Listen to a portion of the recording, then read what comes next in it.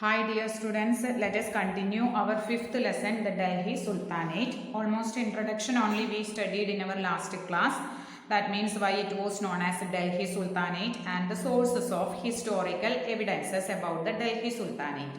Now continue, we studied, I already told 5 dynasties one by one, the slave dynasty, Khalji, Tughlaq, Said and Lodi. Among this, the first dynasty ruled there in Delhi, it was the slave dynasty. From the word itself, sometimes you got the idea slave dynasty. Actually, the earliest rulers of Delhi were called Mamluk Sultans. Mamluk, remember the slave dynasty, otherwise known as Mamluk Sultans. The word Mamluk is an Arabic word which means owned. Remember, Mamluk was it is an Arabic word which means owned.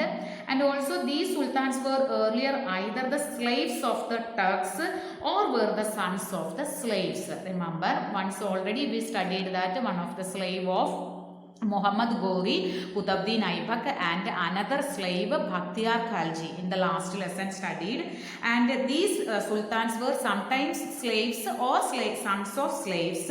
They were called by themselves as Mamluk Sultans, slave dynasty, otherwise known as Mamluk dynasty. Okay, the first ruler under the slave dynasty, and he is otherwise known as the founder of slave dynasty, it is Qutbuddin Aibak. Remember this person's name already we studied in our last lesson, Qutbuddin Aibak. Since Ghori, he was actually the slave of Muhammad Ghori. He appointed as the governor of the places those who captured from India.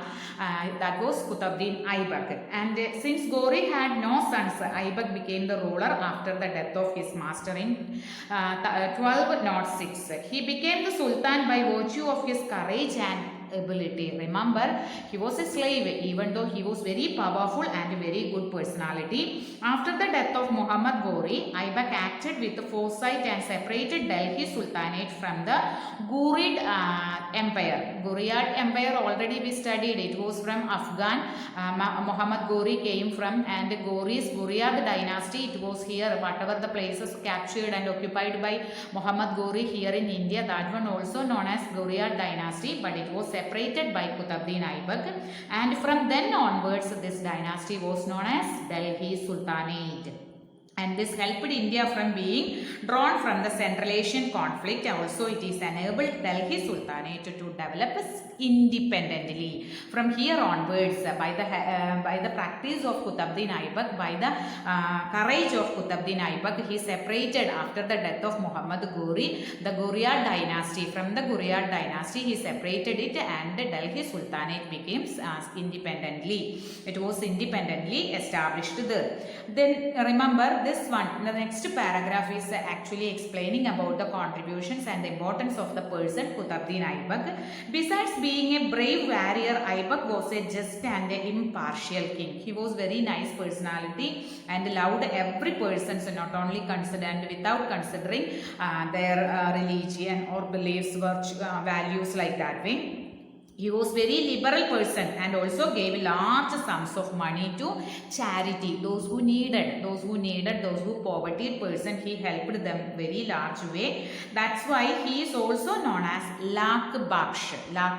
Remember, it's a 1 mark question. Or giver of lakhs. Lakh Baksh means giver of lakhs. He built the Quwat ul Islam Mosque in Delhi and Adai Dinka Jopra at Ajmer. He started the construction of the famous Qutb Minar. From his name itself, it was known as Qutbuddin Aibak's name.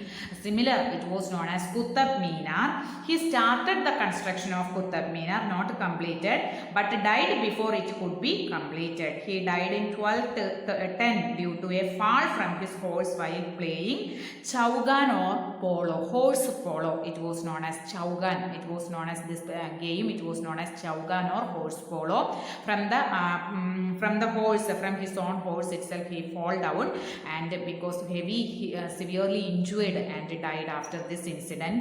So he was very nice personality. Remember the contributions, as he built one of the greatest mosque in Delhi. It was known as Quwatul Islam, and Ade Dinka Jopra in Ajmer, and also he started the construction of Qutb Minar. Qutbuddin Aibak's name similar as it is known as Qutb Minar. It's completed by the next person. He was the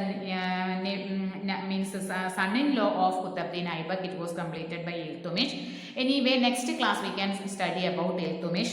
Read what is slave dynasty, Qutbuddin Aibak, and who was the founder of the slave dynasty. Like that way points want to read after watching the class.